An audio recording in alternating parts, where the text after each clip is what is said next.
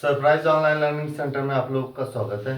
मैं पढ़ाने आया हूँ आपको केमिस्ट्री, आप पढ़ने वाले हैं सॉल्यूशन। और आज हम बात करेंगे कंसंट्रेशन ऑफ सॉल्यूशन, यानी कि इस विलयन की सांद्रता के बारे में। तो पहले देख लेते हैं कि विलयन की सांद्रता को कितने प्रकार से व्यक्त किया जा सकता है। तो जैसे कि लेक्चर क्लास में हम जान चुके हैं कि विलयन की सांद्रता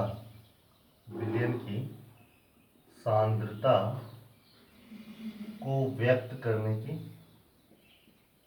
इकाई, आज हमें इसके बारे में पढ़ना है। तो दो प्रकार की इकाई है हमारे पास, एक है भौतिक इकाई और दूसरा है रासायनिक इकाई।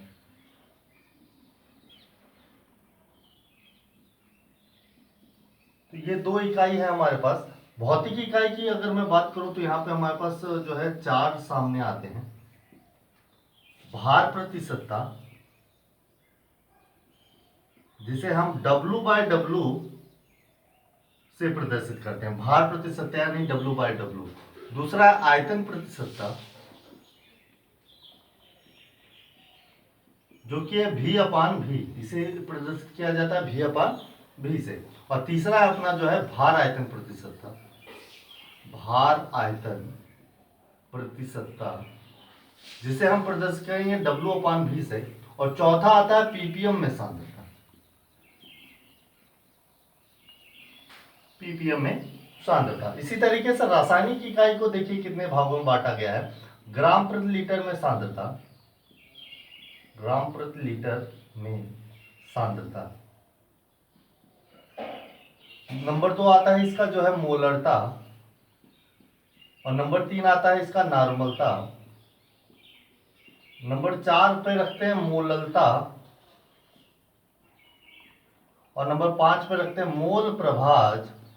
एनसीईआरटी में आपको ये जो है नाम मोल अंश या मोल अंश से मिलेगा, मोल प्रभाज या मोलक।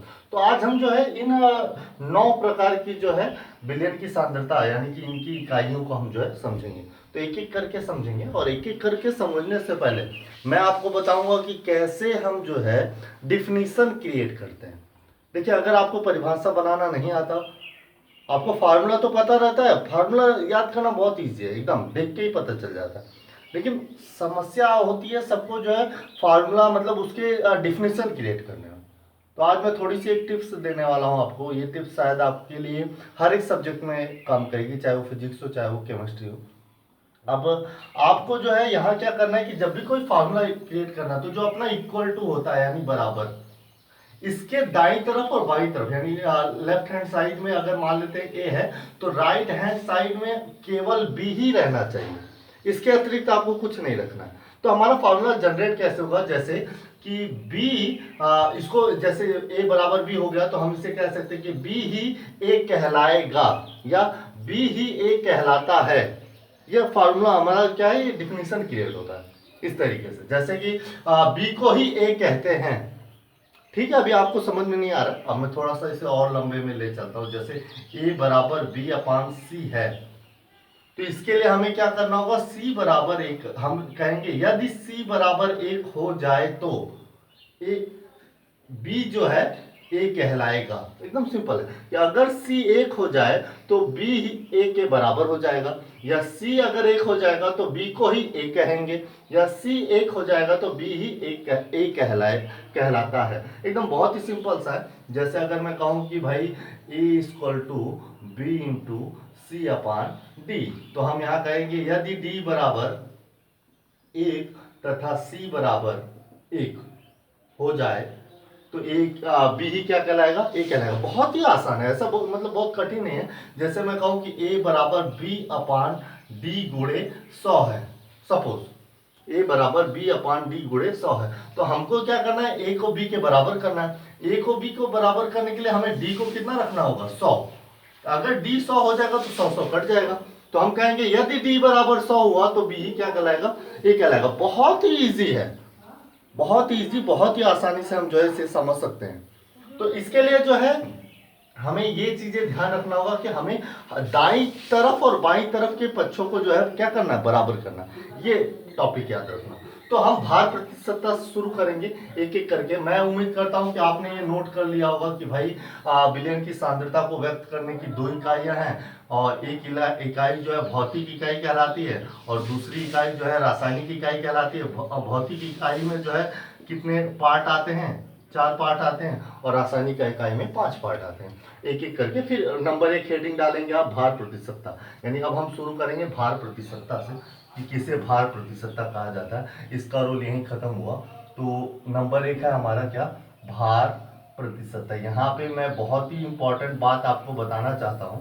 इसे जो है W/W से प्रदर्शित करते हैं, ये तो हो ही गया है, लेकिन जो भी अपनी विलयन की सांद्रता होती है ये केवल एक दो जगह छोड़कर किसके किसके मध्य होती है, विलेय के मध्य होती है। विलेय का विलयन के सापेक्ष। ये आपको समझना है कि अपनी जो विलयन की सांद्रताएं होती है ना, वो विलेय का, यानी जो विलेय मिलाया जाता है वो किसके सापेक्ष लेते हैं, विलयन के सापेक्ष लेते हैं। ये बात आपको बहुत ही इंपॉर्टेंट तरीके से समझना है कि विलेय और विलयन के रिलेशन से ही सारे फॉर्मूले या सारे जितने भी हमारे परसेंटेज हैं, या फिर आगे चल के जितनी भी सांद्रताएं आएंगी, जितनी भी इकाइयां हैं, जैसे भार प्रतिशतता है, ये भी विलेय का विलयन के ही सापेक्ष आएगा। चलिए अब कैसे आता है विलेय का विलयन के साथ, तो भार प्रतिशतता हमें समझ में आ रहा है, यानी कि भार प्रतिशतता अगर मैं इसका फार्मूला बनाऊं, भार प्रतिशतता बराबर, तो हम कहेंगे किसके, विलेय का भार, क्योंकि भार प्रतिशतता विलेय का भार बटा किसका भार, विलयन का भार, किसके सापेक्ष, विलयन के। मैंने कहा विलेय का विलयन के सापेक्ष, यानी विलेय का भार किसके सापेक्ष, विलयन के भार के सापेक्ष, गुणे परसेंटेज है, परसेंटेज की बात हो रही है तो हम क्या कर देंगे, 100 कर देंगे। बहुत ही इजी हो गया। अब हमें क्या बनाना है, इसकी परिभाषा। क्या बनाना, बहुत ही इजी हो जाता है यार। परिभाषा देखिए कैसे परिभाषा बनाएंगे। तो हमने बताया कि भाई दाएं बाएं पक्ष में दोनों बराबर हो तो भार प्रतिशतता को विलेय के भार के बराबर करना है। तो हमें क्या करना होगा, विलयन का भार कितना ले लेना होगा, 100। अगर हमने 100 ले लिया तो 100 कट जाएगा, भार प्रतिशतता किसके बराबर आ जाएगी, विलेय के भार के बराबर। क्लियर है, एकदम बहुत ही ईजी है। तो हम डिफिनीशन क्या बताएंगे कि 100, क्योंकि भार है इसलिए ग्राम, 100 ग्राम विलयन, तो 100 ग्राम विलयन यानी कैंसिल, 100 ग्राम विलयन में उपस्थित विलेय का भार, ब्रैकेट में लिख सकते हैं ग्राम में, उस विलयन की भार प्रतिशतता कहलाती है, भार प्रतिशतता कहलाती है। बहुत ही इजी हो जाता है। यानी डिफिनेशन देखिए, हमें अगर नीचे वाले चीजों को काट के बराबर के इधर उधर एक ही चीज रख देनी है, तो हमने कितना काटने के लिए हमने विलयन के भार को 100 रखा, तो हमने लिखा 100 ग्राम विलयन में उपस्थित विलेय का भार क्या कहलाता है, उस विलयन की भार प्रतिशतता कहलाती है। आराम से समझिए, वीडियो को बार बार रिपीट करके देखिए जब तक समझ में ना आ जाए। ये बहुत ही इजी तरीके से हम जो है इसे समझा रहे थे। एक तरीका ये हो गया, ये आपने लिख दिया, और यहाँ पे आपने लिख दिया कि इसका ये मात्रा इकाई रहित है, यानी कि इसका मात्रक नहीं होता, क्योंकि मात्रक क्या हो जाएगा, कैंसिल हो जाएगा। चलिए दूसरी बात अब हम कर लेते हैं। तो अगला है हमारा जो है आयतन प्रतिशतता। इसे W/W से आपने प्रदर्शित कर ही लिया होगा। अब आयतन प्रतिशतता जिसे W/V से प्रदर्शित करते हैं, और सॉरी V/V से प्रदर्शित करते हैं, आयतन प्रतिशतता की बात हो रही है। तो आयतन प्रतिशतता हमारा क्या हो जाएगा, वही विलेय का भार, विलेय का आयतन, आयतन हमेशा ml में लेते हैं, विलेय का आयतन बटा किसके सापेक्ष, विलयन के का आयतन, यानी विलयन के सापेक्ष, और गुणे कितना करना है, परसेंटेज के अकॉर्डिंग 100। यानी इसकी डिफिनेशन हम क्या बनाएंगे, तो बहुत इजी है कि विलयन का आयतन अगर 100 ml हो जाए तो 100 कट जाएगा, तो विलेय का आयतन ही क्या कहलाएगा, भार प्रतिशतता कहलाएगी। यानी इसका डिफिनेशन हो जाएगा 100 ml विलयन में उपस्थित, 100 ml विलयन में उपस्थित विलेय का आयतन, आयतन ब्रैकेट में लिख सकते हैं ml में, विलेय का आयतन ही विलयन की आयतन प्रतिशतता कहलाती है, आयतन प्रतिशतता कहलाती है। बहुत ही इजी डिफिनेशन। और इसे किससे प्रदर्शित करते हैं, V/V से। अगला टॉपिक आप लिख लेंगे, इसे किससे प्रदर्शित करते हैं, V/V से, और ये भी कैंसिल, खत्म। मतलब भार हमने क्या, 2 टॉपिक याद रखनी है। एक तो विलेय का विलयन के सापेक्ष, परसेंटेज है तो परसेंटेज, प्रतिशतता है तो प्रतिशतता। और दूसरी बात हमें क्या याद रखनी है कि डिफिनीशन कैसे बनाना, बस इजी स्टेप है, बहुत ही अच्छे से आप लोगों को ये क्लियर हो जाएगा। तो ये हो गया हमारा जो है नंबर 2 आयतन प्रतिशतता। अब नंबर 3 की बात कर लेते हैं। तो नंबर 3 है आपका भार आयतन प्रतिशतता। भार आयतन, देखिए भार पहले लिखा गया, भार आयतन प्रतिशतता, इसको डिफाइन भी W/V से करते हैं, प्रदर्शित भी कैसे करते हैं, W/V से। यानी हमारी भार आयतन प्रतिशत, भार पहले है, हमने पहले से ही बता के रखा हुआ, विलेय का विलियन के सापेक्ष लेना है। तो विलेय का क्या लेंगे, क्योंकि आगे कौन है, विलेय का भार, क्या लेंगे, विलेय का भार बटा आयतन को किस में लेंगे, विलियन का आयतन, किसमें लेंगे, विलियन का आयतन, गुणे क्या करेंगे 100, कितना कर देंगे 100। एकदम इजी स्टेप है, यानी कि विलेय का भार हो जाएगा और विलियन का क्या हो जाएगा, आयतन। बहुत बार हम लोग लेते हैं 100 ml जल को हम ml में नाप सकते हैं, लेकिन चीनी और नमक को किस में नापना होगा, ग्राम में नापना होगा, तो उसी ग्राम को हमें मिला देना। तो एकदम बहुत ही इजी स्टेप है कि विलेय का, तो इसकी डिफिनीशन क्या हो जाएगी, एकदम इजी। अगर विलियन का आयतन 100 ml हो जाए तो 100 कट जाएगा, तो विलेय का भारी क्या कहलाएगा, यानी कि 100 ml विलियन में उपस्थित विलेय का भार, इसमें ग्राम में, उस विलियन की भार आयतन प्रतिशतता कहलाती है। बहुत ही इजी स्टेप है, मुझे पूरी उम्मीद है आपको समझ में आ गया होगा। अगले तीर से करते हैं, इसे किससे प्रदर्शित करते हैं, W/V से प्रदर्शित करते हैं, बहुत ही इजी स्टेप है। अगला नंबर 4 की बात कर लेते हैं। तो जो नंबर 4 है ये काफी इंपॉर्टेंट हो जाता है, ये है नंबर 4 अपना पीपीएम में सांद्रता, पीपीएम में सांद्रता। तो पहले हम लिखेंगे पीपीएम का फुल फॉर्म, पार्ट्स पर मिलियन, पार्ट्स पर मिलियन, यानी कि 10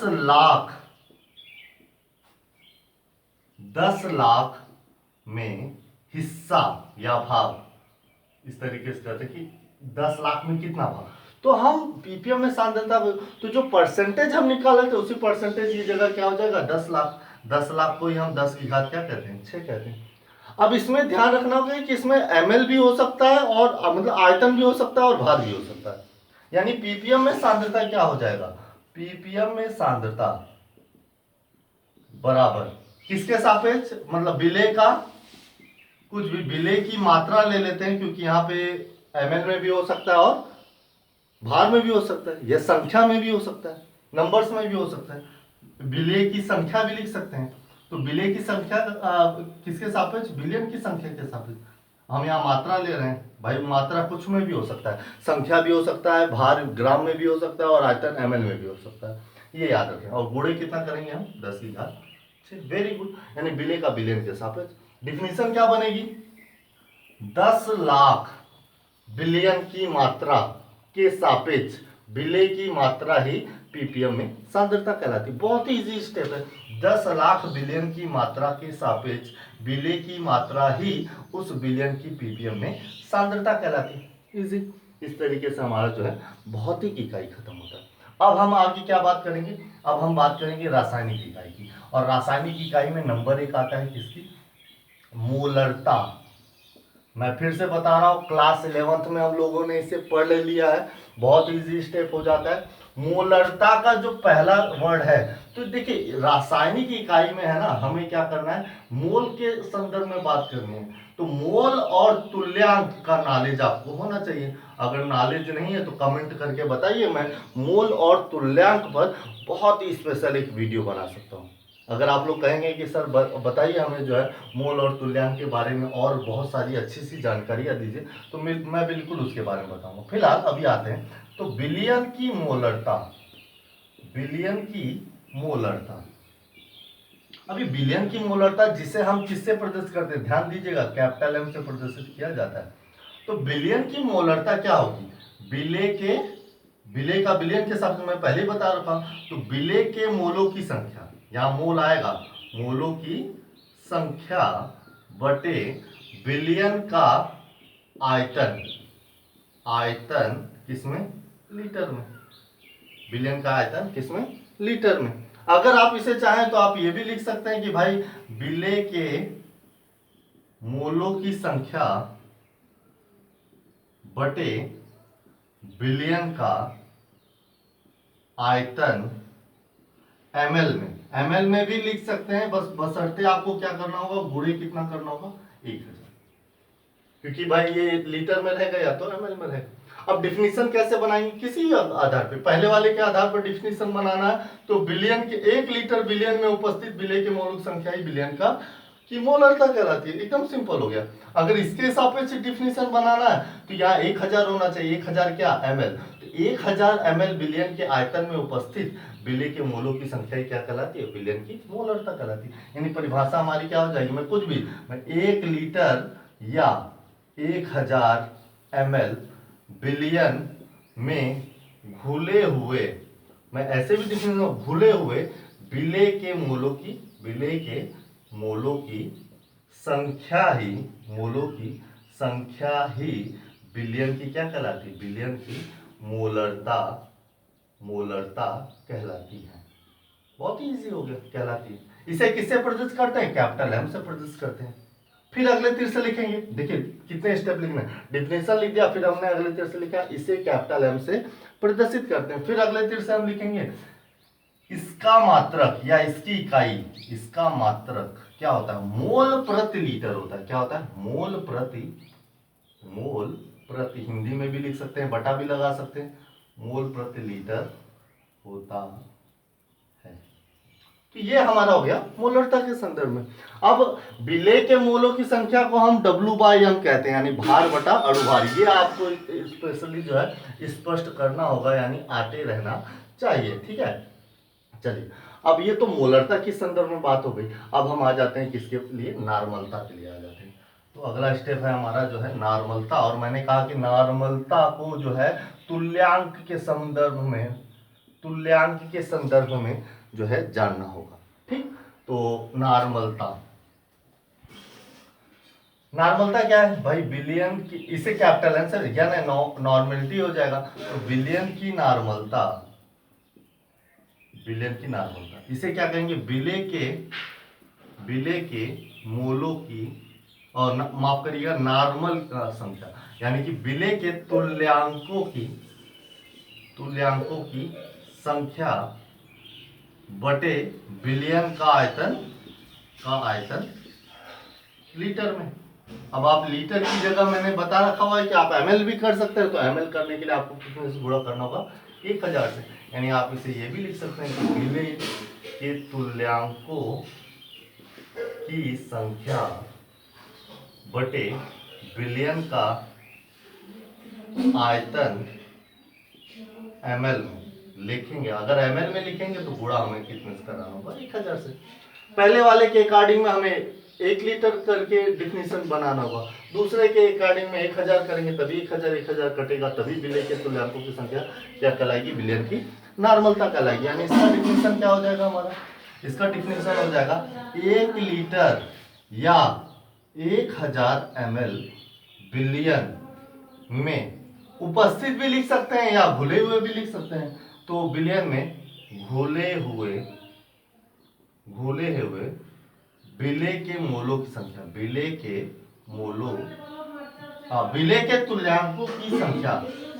के तुल्यांकों की संख्या क्या कहलाती है, नॉर्मलता कहलाती है। विलेय के तुल्यांकों की संख्या ही बिलियन की नॉर्मलता कहलाती है, ठीक। इसे किससे प्रदर्शित करते हैं, इसे कैपिटल एम से प्रदर्शित करते हैं। इसे किससे प्रदर्शित करते हैं, कैपिटल एम से प्रदर्शित करते हैं। और इसका मात्रक फिर अगले तीर से लिखेंगे, इसका मात्रक क्या हो जाता है, तुल्यांक प्रति लीटर। याद रहे, तुल्यांक प्रति लीटर कहलाता है, होता है, ठीक है। अब थोड़ा सा स्पेशल मैं यहाँ पे आपको जानकारी दूंगा कि मोल के बारे में मैंने इतना नहीं बताया इसलिए क्योंकि वीडियो तो लंबा हो सकता था, और बहुत सारे बच्चों को तो मोल की कॉन्सेप्ट की जानकारी है, चाहे वो सॉलिड स्टेट में वो पढ़े हों, चाहे जो है 11th में ही वो बहुत अच्छे से पढ़े होंगे। लेकिन तुल्यांक के संदर्भ में यहाँ पे मैं बात करूंगा, जो मोलों की संख्या होती है ना, वो तो भार बटा अणुभार होती है। तो इसी प्रकार तुल्यांकों की संख्या जो होती है ना, तुल्यांकों की संख्या याद रहे तुल्यांकों की संख्या जो होती है ना वो तुल्यांकी भार, यानी कि भार किसका, विलेय का भार, तो विलेय का भार बटा विलेय का तुल्यांकी भार, तुल्यांकी भार, ये ध्यान रखना होगा।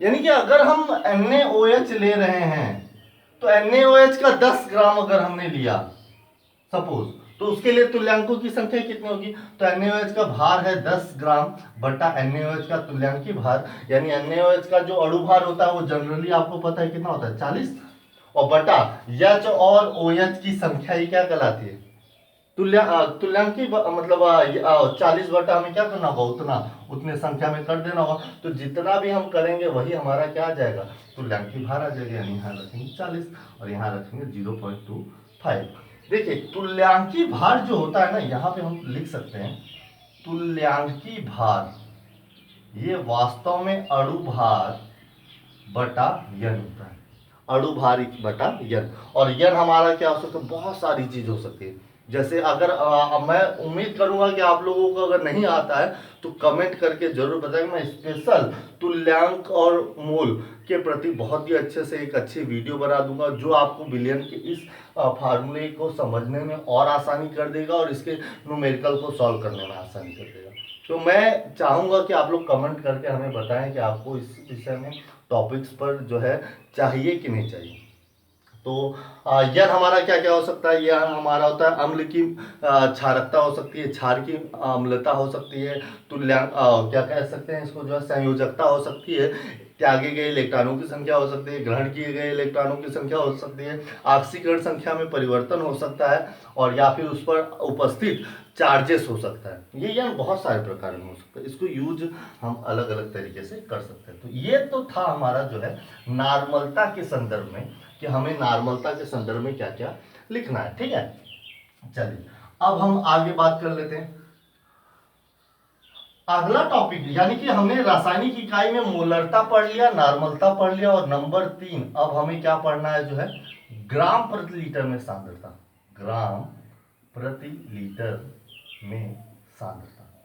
हालांकि इसको सबसे पहले रखा जा सकता है, आप क्या करिएगा, मैंने तो बाई चांस इसे तीसरे नंबर पर रखा हुआ है, आप चाहें तो ये वाला टॉपिक सबसे नंबर 1 पर, रासायनिक इकाई के नंबर 1 पर रख सकते हैं, ग्राम प्रति लीटर में सांद्रता, फिर मोलरता रखिएगा, फिर नॉर्मलता रखिएगा। मैं आपको ग्राम प्रति लीटर के सांद्रता के बारे में बता, बहुत ईजी है। यानी ग्राम प्रति लीटर का जो सांद्रता होता है उससे करने के लिए क्या होगा, विलेय का भार, भाई ग्राम है ना, ग्राम है विलेय का भार, प्रति लीटर, लीटर किसका हो जाएगा, बिलियन का आयतन, बिलियन का आयतन किसमें, लीटर में। बहुत इजी है। इसके अतिरिक्त आप क्या कर सकते हैं, विलेय का भार, विलेय का भार बटा बिलियन का क्या कर सकते हैं, बिलियन का आयतन किसमें कर सकते हैं, ml में कर सकते हैं।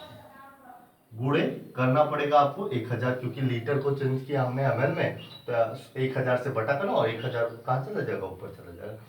तो अब इसका डिफिनीशन क्या बनाएंगे हम, तो इसकी डिफिनीशन बहुत इजी हो जाएगी कि बिलियन का आयतन यानी 1 लीटर, या फिर हम कह सकते हैं 1000 ml बिलियन में उपस्थित विलेय का भार ग्राम में,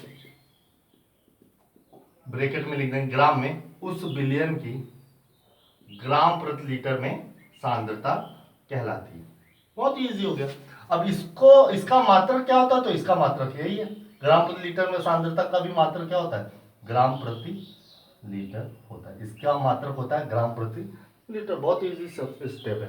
तो हमने मोलरता पढ़ लिया, नॉर्मलता पढ़ लिया, ग्राम प्रति लीटर में पढ़ लिया। अब हम नंबर 4 पढ़ेंगे मोललता। अब हम नंबर 4 पढ़ेंगे मोललता। और मोललता के केस में काफी लोग कंफ्यूज हो जाते हैं, कई बच्चे जो है मोललता और मोलरता में कंफ्यूज हो जाते हैं। देखिए मोललता है और मोलरता में र आता है, ठीक है, यहां क्या है, ल आता है। तो मोललता, इसके लिए सेम मतलब कहीं ना कहीं वो मोलरता जैसा ही है, यानी विलेय के मोलों की संख्या बटा बिलियन का आयतन लीटर में होता था ना, वैसा ही है, लेकिन मोललता में भार होता है किलोग्राम में। याद रहे, यानी कि बिलियन का और दूसरा वर्ड आता है बिलियन की जगह विलायक। किसका आएगा? बिलियन की जगह विलायक का वर्ड आएगा। तो मोललता की अगर मैं बात करूं, आपने अगर पहले भी पढ़ लिया हो, तो इसके लिए हम कहेंगे विलेय के मोलों की संख्या बटे विलायक। मैंने क्या कहा? बिलियन की जगह कौन आता है? विलायक आता है। तो विलायक का भार किसमें?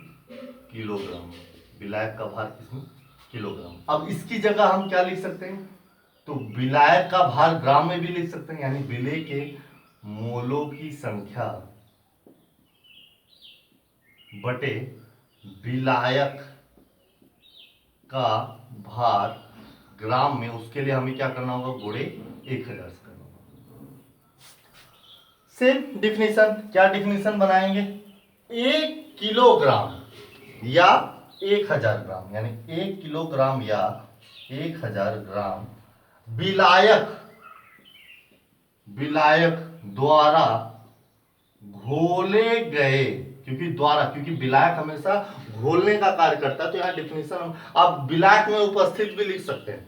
आप विलायक में उपस्थित लिख सकते हैं, लेकिन सबसे सुटेबल वर्ड होगा कि 1 किलोग्राम या 1000 ग्राम विलायक द्वारा घोले गए विलेय के मोलों की संख्या। विलेय के मोलों की संख्या उस विलयन की मोललता कहलाती है। बहुत इजी स्टेप। इसे प्रदर्शित किसे करते हैं? तो इसे स्मॉल एम से प्रदर्शित करते हैं। किससे? स्मॉल एम से प्रदर्शित करते हैं। इसका मात्रक क्या होता है? तो इसका मात्रक होता है मोल प्रति किलोग्राम। क्या होता है? मोल प्रति किलोग्राम। इसका मात्रक क्या होता है? मोल प्रति किलोग्राम। तो ये हो गया हमारा मोललता। बाकी सब चीजें मोलों संख्या तो हम जान ही रहेंगे, किस आधार पर रखेंगे? भार बटा अणुभार। विलेय का भार बटा विलेय का अणुभार, उसके आधार पर निकालेंगे। चलिए, अब अंतिम स्टेप आता है हमारा मोल प्रभाज। यानी आता है कौन? मोल प्रभाज या मोल अंश। एनसीईआरटी में आपको किस नाम से मिलेगा? ये मोल अंश। तो ये मोल अंश या मोल प्रभाज क्या होता है? तो हम जानते हैं कि विलयन किससे किससे मिलकर बना होता है? विलयन जो है विलेय प्लस विलायक से मिलकर बना होता है। विलेय प्लस विलायक से मिलकर बना होता है।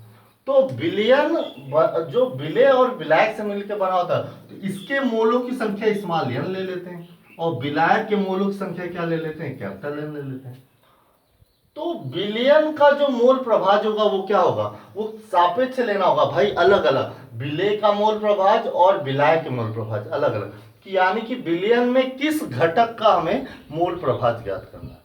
किस घटक का? जैसे हम कहें कि विलेय के मोल प्रभाज का अगर हमें ज्ञात करना, विलेय का मोल प्रभाज या विलेय का मोल प्रभाज, तो ये हमारा क्या हो जाएगा? ये हो जाएगा विलेय के मोलों की संख्या।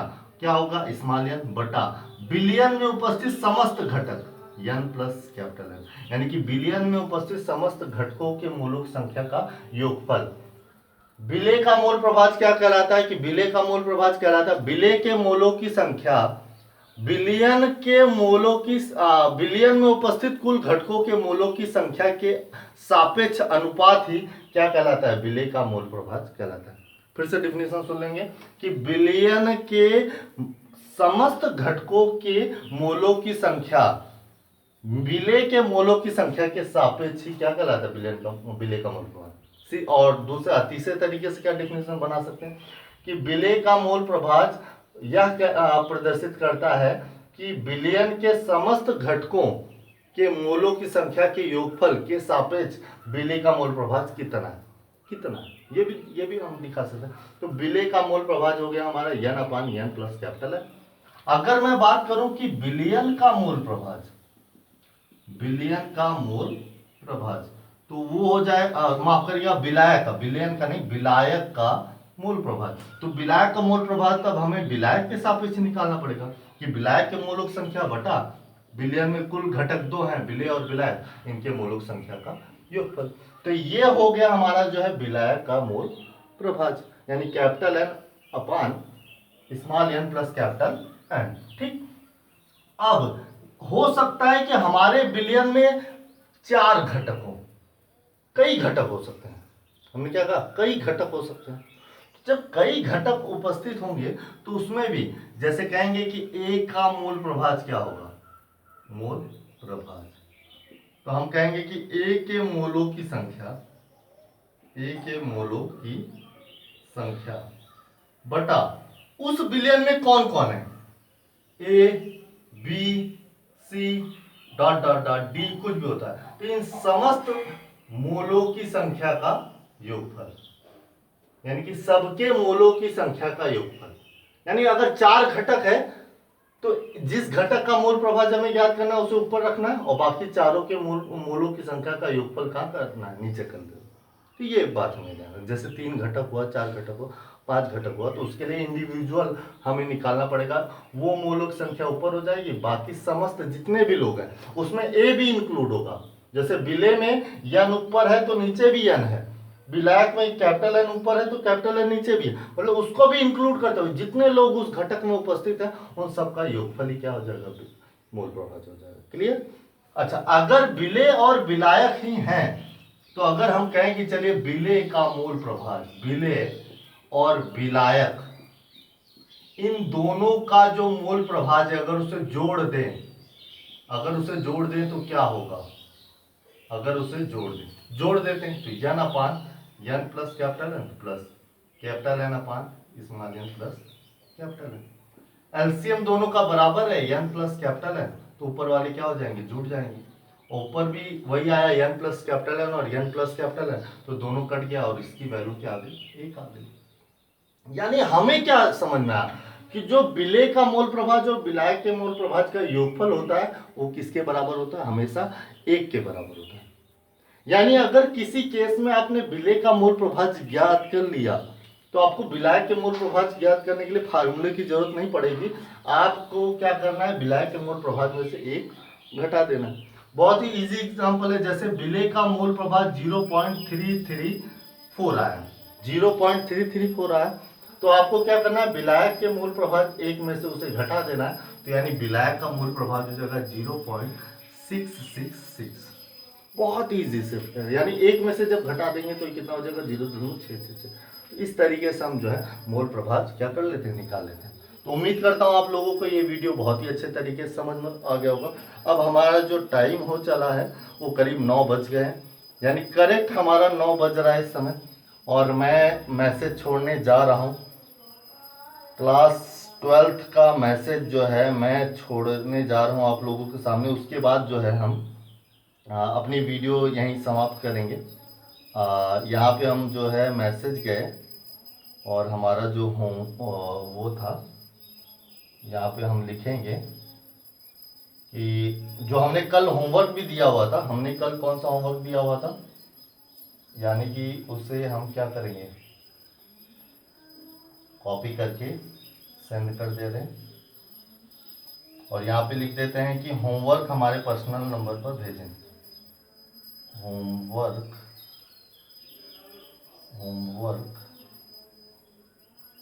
हमारे पर्सनल नंबर पर ही भेजें,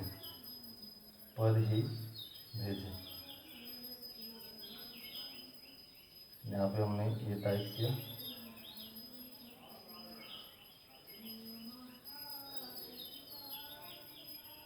भेजें।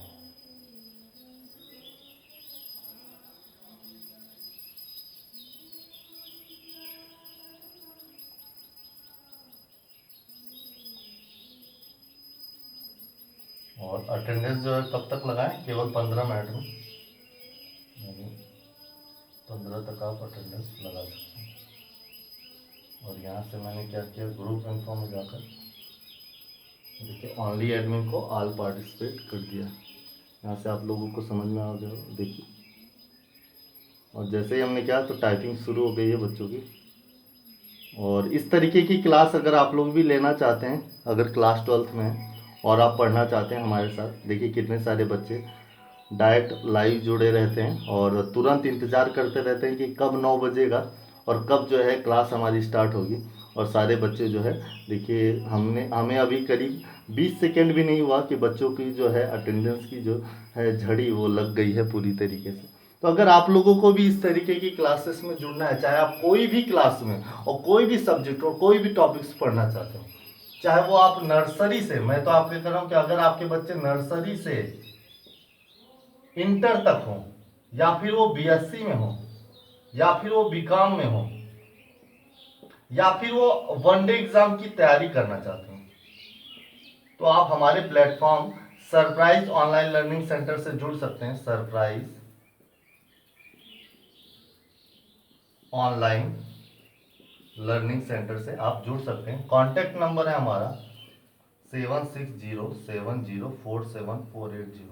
इस पर कॉल करें, हमारे सर को बताएं कि आप कौन से क्लास में किस ग्रुप से जुड़ना चाहते हैं, वो आपको उस ग्रुप में जोड़ देंगे। तो आज के लिए बस इतना ही, आगे टेक केयर।